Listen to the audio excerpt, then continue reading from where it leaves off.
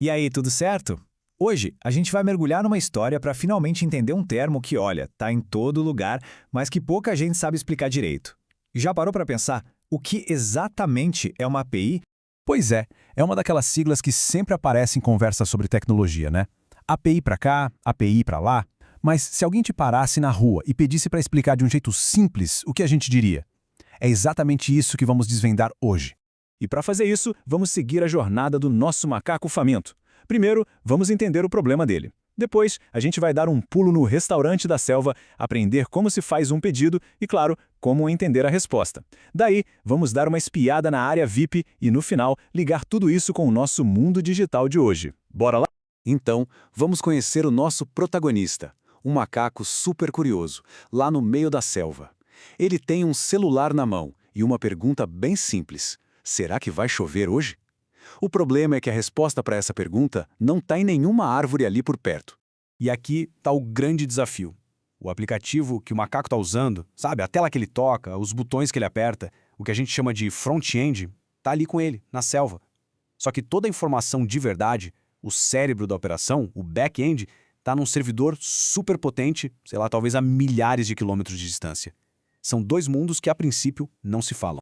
O macaco não pode simplesmente gritar e esperar que o servidor, lá no Polo Norte, escute. Precisa de um mensageiro, alguém para levar a pergunta dele até lá, pegar a resposta e trazer de volta, direitinho. E esse mensageiro, ele é a chave de tudo. Para entender como esse mensageiro funciona, vamos esquecer a tecnologia um pouquinho e entrar no lugar que todo mundo conhece, um restaurante. Então sejam bem-vindos ao Restaurante da Selva. O primeiro personagem da nossa história é o cliente. No nosso caso, é o macaco, sentadinho na mesa, esperando para fazer um pedido. Ele representa qualquer aplicativo que precisa de uma informação para funcionar. E lá no fundo, bem escondida, fica a cozinha. É um lugar onde a mágica acontece, cheio dos segredos do chefe. A cozinha é o nosso servidor, o back-end. E tem uma regra de ouro: o cliente nunca entra na cozinha. Imagina a bagunça que seria. A cozinha tem que ser um lugar seguro, organizado. Então, como é que o nosso cliente consegue a comida? Ele precisa de um intermediário. E aqui entra o herói da nossa história, o garçom. O garçom, pessoal, é a nossa API. É ele que faz essa ponte perfeita entre o cliente e a cozinha.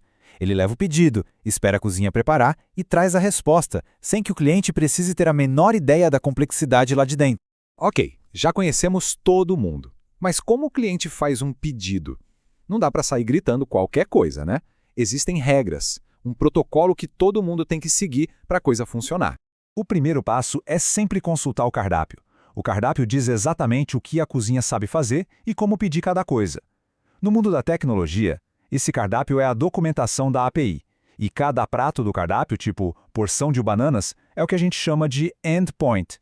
E o jeito de pedir também é padrão. Basicamente tem 4 tipos de pedidos. Pedir get é para buscar alguma coisa, tipo me traga bananas. Post é para criar algo novo, como adicione meu novo amigo na mesa. Put serve para atualizar uma informação que já existe. E delete, bom, esse aí é o nome já diz tudo, né? Beleza, pedido feito. A resposta da cozinha precisa ser entregue num formato que o cliente entenda. Antigamente era como se usassem uma bandeja de metal toda enferrujada, pesada, chamada XML. Hoje em dia, o padrão é o JSON. Pensa numa bandeja de plástico levinha, limpa, super fácil de ler e carregar. Bem melhor, né? E o JSON é basicamente isso aí. Parece um bilhetinho, super organizado, com chave e valor. A beleza disso é que tanto o cliente quanto a cozinha entendem essa linguagem perfeitamente. É tipo uma língua universal que permite que sistemas totalmente diferentes conversem. O pedido foi feito e lá vem o garçom voltando da cozinha. E o mais legal é que antes mesmo da gente ver o prato, a expressão no rosto dele já conta metade da história. Essa expressão do garçom se traduz em códigos de status. Se ele vem sorrindo, é um 200 ok. Sucesso, seu pedido está na mão. Se ele volta com uma cara de confuso, é um 404 not found. Olha, procurei, mas não achei esse prato. Agora, se ele aparece todo coberto de fuligem, é um 500 server error. Deu ruim na cozinha, explodiu alguma coisa. A culpa não é do cliente, é do servidor. Olha, o nosso restaurante da selva tá bombando. E com tanto sucesso, precisa ter um pouco de organização, né? Não dá para qualquer um entrar, pedir o que quiser, a hora que quiser. É preciso ter um controle, uma segurança. É aí que entra a chave de API. Pensa nela como se fosse uma pulseirinha VIP. Toda vez que o cliente vai fazer um pedido, ele precisa mostrar essa pulseira.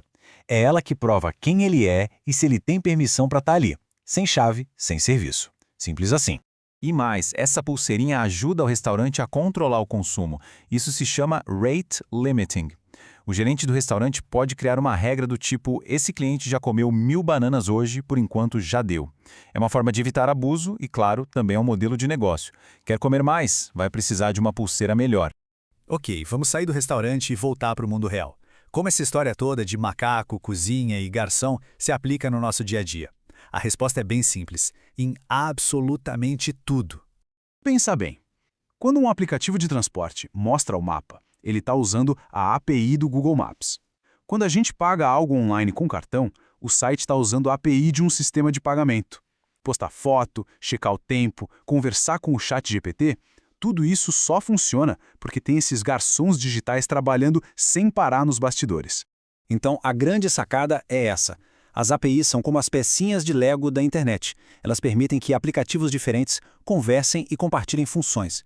Um programador não precisa criar um sistema de mapas do zero. Ele só precisa contratar o garçom de um serviço que já faz isso muito bem. É muito mais eficiente.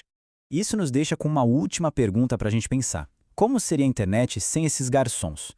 Cada aplicativo seria uma ilha isolada sem conseguir falar com ninguém.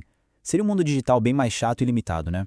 As APIs não são só um detalhe técnico. Elas são o que conecta e dá poder para a internet que a gente conhece hoje.